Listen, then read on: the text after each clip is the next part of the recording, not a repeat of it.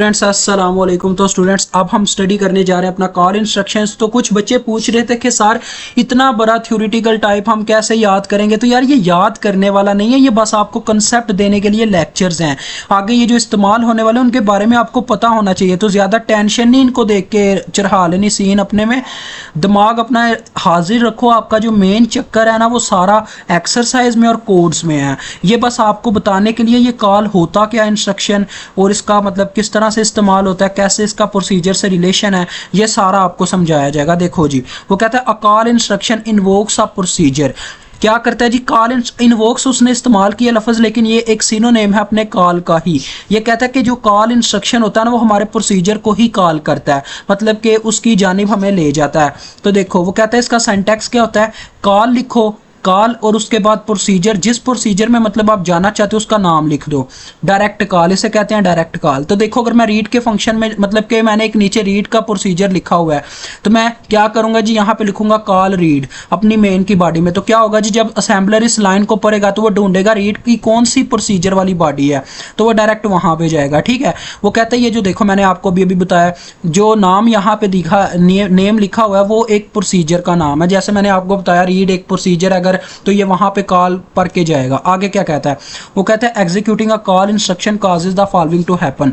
जब हम कोई कॉल इंस्ट्रक्शन का मतलब कि यहाँ पे अपनी स्टेटमेंट लिखते हैं तो उससे क्या होता है, मतलब कि क्या इफेक्ट पड़ता है। देखो वो कहता है student the return address of the calling programme which is in IP register. IP interrupt pointer होता है। तो वो कहता है कि जो मतलब कि रिटर्न एड्रेस होता है अपने कॉलिंग प्रोग्राम का, वो आईपी रजिस्टर में क्या हो जाता है जी, सेव हो जाता है। देखो is pushed on the stack, वो स्टैक के अंदर जाके सेव हो जाता है, मतलब कि आईपी में सेव हो जाता है। देखो वो कहता है आगे, this saved address is the offset of the next sequential instruction after the call statement. और जब भी हम कोई स्टेटमेंट को कॉल करते हैं तो ये हमारा जो एड्रेस सेव्ड पड़ा होता है वो ऑफसेट बन जाता है आने वाली नेक्स्ट इंस्ट्रक्शन का। तो इसका आपने ये आप याद रखिएगा कि code segment ratio interrupt pointer.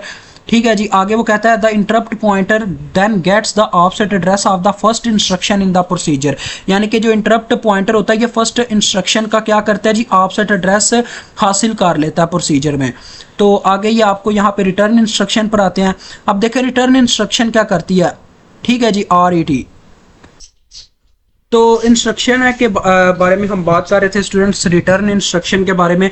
तो देखो वो कहता है कि return statement causes the stack to be popped into IP interrupt pointer. अब मेरी बात समझिएगा जरा, पता है क्या बात है, कॉल का स्टूडेंट मतलब था पुश करना, मतलब कि डाटा को स्टैक में सेव करवाना, कि उसे बताना कि भाई यहाँ पे जा, यहाँ से जाके डाटा को रीड कर टोटली। ठीक है, और रिटर्न क्या होता है जी, उस प्रोसीजर के लास्ट में लिखा होता है जिसको हमने कॉल के थ्रू जिस प्रोसीजर को रीड करवा रहे होते हैं। ठीक है, तो ये क्या करता है जी, फिर अपने मतलब के जो हमारा मतलब के असेंबलर होता है, जब वो रिटर्न पे पहुंचता है तो उसे बताता है कि मेरे प्यारे भैया आपने अपना काम डन कर लिया है, अब वापस उसी जगह पे पहुंच जाओ जहां से तुम चलकर मेरे पास आए थे। ठीक है, ये चीज है।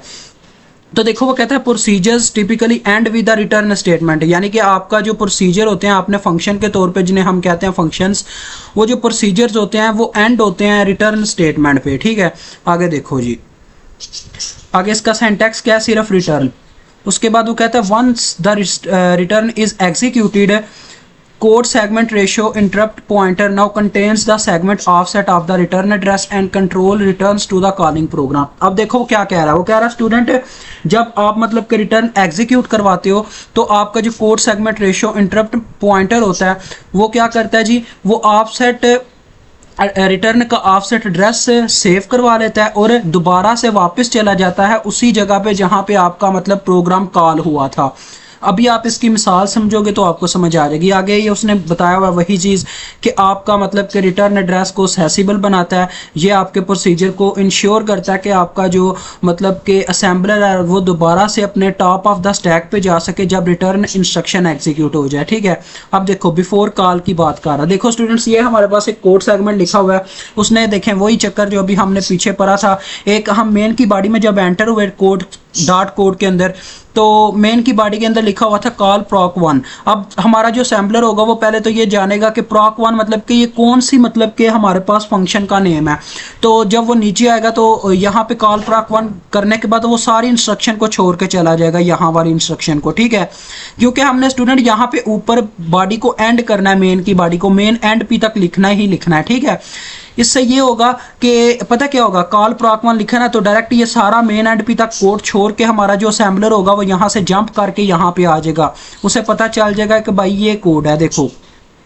तो यहाँ पे क्या करेगा जी, वो देखो लिख रहा है proc1 यानी कि बॉडी का नेम मिल गया, आगे प्रोसीजर फिर से स्टार्ट हो गया, यहाँ के अंदर सारा इंस्ट्रक्शन लिखा होगा। अभी आपको समझ आएगी कि इससे मतलब कि फ़र्क क्या पड़ता है। देखो अभी हमारा इंटरप्ट पॉइंटर कहाँ पे है, अपने 0012 पे, ठीक है जी। मेन हमारा मतलब कि जंप करके यहाँ से जाने वाला कोड सेगमेंट में, ये कोड सेगमेंट का CS ये है हमारे पास। तो क्या होगा जी, देखो ये स्टैक पॉइंटर आ गया, स्टैक सेगमेंट जिसमें स्टैक पॉइंटर अभी 0100 पे था। जो ही हमारा जो मतलब कि असेंबलर था यहाँ पे पहुंचा तो इंटरप्ट पॉइंटर में ये सेव हो गया, जो यहाँ पे आके अपना कॉपी हो जाएगा। देखें स्टैक पॉइंटर में मतलब कि अपना मतलब कि 2 डिक्रीमेंट हो गया और यहाँ पे ये वाला कोड आके कॉपी हो गया, ठीक है जी। यानी उसे पता चल गया, ये पता उसने क्यों यहाँ पे स्टूडेंट पुश किया है, ताकि जब बाद हमारा मतलब कि देखें यहाँ से जंप करके मतलब कॉल proc1 लिखा हुआ है, तो जब हमारा जो मतलब असेंबलर है यहाँ पे जाएगा तो वो जो उसने जहां से जंप किया उससे नेक्स्ट इंस्ट्रक्शन का कोड यहाँ पे कॉपी हो चुका होगा, ठीक है। जब वो ये सारा कोड कर लेगा, डन कर लेगा, देखो इंटरप्ट पॉइंटर नीचे आया, ठीक है, सारा कोड डन हो जाएगा जब, तो जब वो रिटर्न पे जाएगा, रिटर्न पे जाते साल ही ये यहाँ पे क्या हो जाएगा, पॉप हो जाएगा। देखो पॉप हो गया। अब पॉप उस वक्त होगा जब हमारा ये इंटरप्ट पॉइंटर है दोबारा से अपनी मेन जगह पे वापस चला जाएगा। देखा, समझो, मैं आपको समझाता हूँ। देखो बात कुछ यूं है, ये फॉर एग्जांपल आप कह सकते हो कि यार आपको किस तरह से आप मिसाल दूं इसकी। तो हाँ, तो स्टूडेंट्स मिसाल मेरे जहन में आ गया, आपको कैसे समझाया जाए। एग्जाम्पल ये है कि देखो स्टूडेंट्स, एक बच्चा है वो अब स्कूल के लिए यहाँ से निकला है, ठीक है। स्कूल का एड्रेस उसे बता दिया गया है, ये हमारा असेंबलर बच्चा है, ठीक है, स्टूडेंट है एक। उसने यहाँ से एड्रेस पढ़ा और डायरेक्ट वो चला गया अपने स्कूल, ठीक है जी। अब उसके वालदैन को वो उस स्कूल का एड्रेस पता है, मतलब कि उसने क्या किया जी, अपने घर का एड्रेस अपने माइंड में सेव कर लिया। स्टैक उसका मतलब जहन है, ब्रेन है, ये उसका ब्रेन है, हमारे उस स्टूडेंट का ब्रेन है। उसने अपने घर का एड्रेस क्या किया हुआ है, सेव कर लिया हुआ है। मतलब कि जब मैंने स्कूल में अपना काम डन करके आ जाना है तो मुझे क्या करना है जी, इस एड्रेस पे वापस जाना है। देखो जब उसने अपना मतलब कि स्टडी कर ली, स्टडी मतलब कि अपना सारा काम डन कर लिया, सारे लेक्चर्स ले लिए, तो वो रिटर्न पे आया, मतलब कि अब वापस जाने का टाइम हो गया, छुट्टी हो गई है। तो फिर क्या करेगा जी, वो अपनी कॉपी पेंसिल निकालेगा, मतलब जहां पे एड्रेस लिखा हुआ है चेक करेगा कि उसका घर का एड्रेस क्या है। तो फिर वो क्या करेगा जी, जब वो उसे घर का एड्रेस पता चल गया, वो बताएगा अपने मतलब के जो ऑटो वाले होंगे या कोई मतलब जिनसे लिफ्ट लेगा, वो उस एड्रेस को जब इस्तेमाल कर लेंगे तो वो एड्रेस उसके किसी काम का नहीं रहा। अब वो पॉप ऑपरेशन मतलब कि डिलीट रिमूव करने वाला ऑपरेशन इस्तेमाल करेगा और फिर क्या होगा, स्टैक पॉइंटर में यानी कि उसके रजिस्टर पे कुछ लिखा नहीं रह जाएगा, उसका घर का एड्रेस अब किसी काम का नहीं रहा, लिहाजा उसने उसको रिमूव कर दिया, पॉप कर दिया। अब ये क्या हुआ जी, अब ये अपने घर पहुंच गया, बस इतनी सी बात है। मेन ये आपको समझाने के लिए काफ़ी अच्छी एग्जाम्पल है। उसके बाद देखें घर तो पहुंच गया, उसके बाद उसने नेक्स्ट इंस्ट्रक्शन परफॉर्म करनी थी, मतलब घर का होमवर्क फॉर एग्जांपल कहने करना था, तो लिहाजा वो होमवर्क यानी कि नेक्स्ट इंस्ट्रक्शन पे गया। बस ये बात है जी। आगे क्या कहता है जी, देखते हैं। हाँ तो स्टूडेंट्स, ये कोड है आपको समझाने के लिए, उसी के बारे में देखो। Typical layout of a program containing procedure, मतलब कि एक ऐसा प्रोग्राम जिसमें प्रोसीजर्स मौजूद हैं, ठीक है, आपको समझाने के लिए दिया गया। वो कहता है टाइटल, मतलब कि इसकी ज़रूरत क्या है, मतलब कोड की क्या रिक्वायरमेंट है।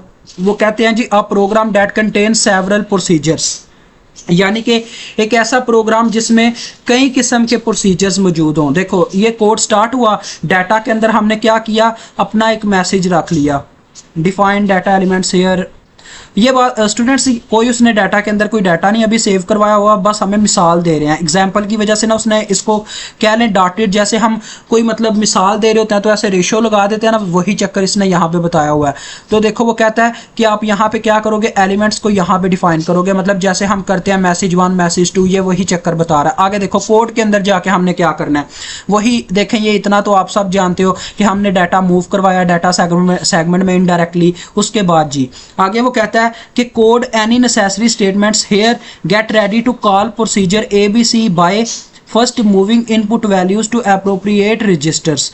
यानी कि वो कहता है अब हम अपने कॉल करेंगे ABC को। अब स्टूडेंट आपको याद होगा मैंने आपको अभी अभी समझाया कि जब हम कोई मतलब के कॉल करते हैं किसी प्रोसीजर को तो इनडायरेक्टली हमारा असेंबलर कहाँ पे चला जाता है, उसी अपने फंक्शन के पास चला जाता है। तो देखो आगे कॉल डेफिनेशन भी उसने किया हुआ है। अभी ये हमें मेन की बॉडी का कोड दिखा रहा है, जब आप सारा कोड देख लोगे आपको समझ आ जाएगी। रुक जाए, तो ये देखें उसने पता क्या किया स्टूडेंट, उसने 3 कह लें प्रोसीजर को कॉल किया। देखो पहले उसने किसको कॉल किया, अपने ये जो प्रीवियस पेज पे था उसने कॉल किया हुआ था जो भी फंक्शन था, मेरे जहन में नहीं रहा एकदम से निकल गया।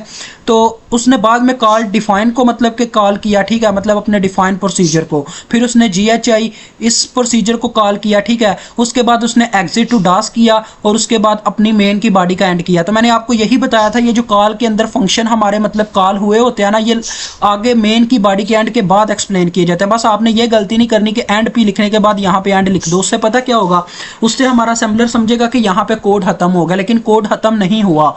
अब देखो ये स्टार्ट हुआ है, हाँ बिल्कुल ABC नाम था। देखो स्टूडेंट्स ABC प्रॉक उसने यहाँ पे लिख दिया जी, ABC प्रॉक। मतलब देखें ABC भी उसी तरह से है जैसे मेन हम लिखते हैं, मेन की बॉडी स्टार्ट करते वक्त लिखते हैं मेन प्रॉक। अब ये एक फंक्शन है हमारा जो मतलब कि असेंबलर होगा, देखो हमारा जो असेंबलर होगा इसको स्टडी करने के बाद है कहाँ पे आ जाएगा, अपने ABC पे डायरेक्ट। इसको इन सब को छोड़ जाएगा, यानी कि इनको स्टडी नहीं पहले करेगा, डायरेक्ट वहाँ से छलांग लगा के यहाँ पे आ जाएगा ABC पे। इसको देखेगा इसके अंदर क्या लिखा हुआ है। अब यहाँ पे फॉर एग्जांपल कुछ भी हो सकता है, वो कहता है as many pushes as you need, यानी कि जितने पुश यानी आपको करने के जितने रजिस्टर आप इस्तेमाल करना चाहते हो उनको पहले पुश कर लो, और उसके बाद इसके अंदर आपने सारा मतलब अपना काम करना है जो जो जो आप करना चाहते हो, और फिर पॉप करके क्या करो जी, उन सब रजिस्टर्स को 1 बाय 1 पॉप करो और रिटर्न कर दो ABC एंड P। अब क्या होगा जी, देखो अब देखिएगा ABC एंड P इतना करने के बाद रिटर्न का जब वो फंक्शन पड़ेगा तो हमारा क्या करेगा जी, यहाँ पे वापस आ जाएगा। और इसके बाद इंस्ट्रक्शन आपने देखी है क्या है, कॉल डिफाइन। अब कॉल डिफाइन यानी यहीं से उठ के वो डायरेक्ट डिफाइन के फंक्शन में चला जाएगा। देखें ये है डिफाइन के फंक्शन में चला जाएगा। इसको भी देखें उसी तरह से एक्सप्लेन किया गया डिफाइन प्रॉक। अब डिफाइन के अंदर भी आपको जिन जिन रजिस्टर्स की ज़रूरत है उनको पुश पहले कर लो, फिर पॉप करना। इसके अंदर आपने सारा मतलब कि आप जो जो इंस्ट्रक्शन परफॉर्म करना चाहते हो वो आपने परफॉर्म कर लेनी है पहले इन दोनों के सेंटर में, पुश और पॉप के। फिर रिटर्न करना है, रिटर्न मतलब कि लास्ट अपना मतलब के इंस्ट्रक्शन है।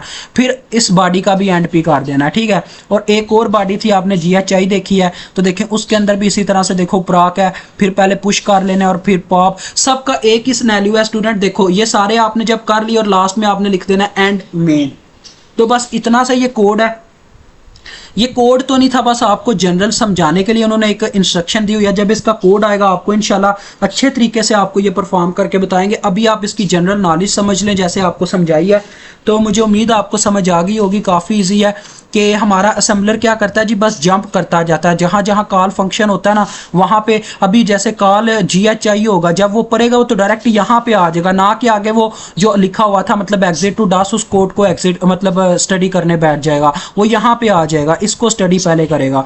तो अभी आपसे इजाज़त चाहता हूँ। अल्लाह हाफिज़, अस्सलाम वालेकुम।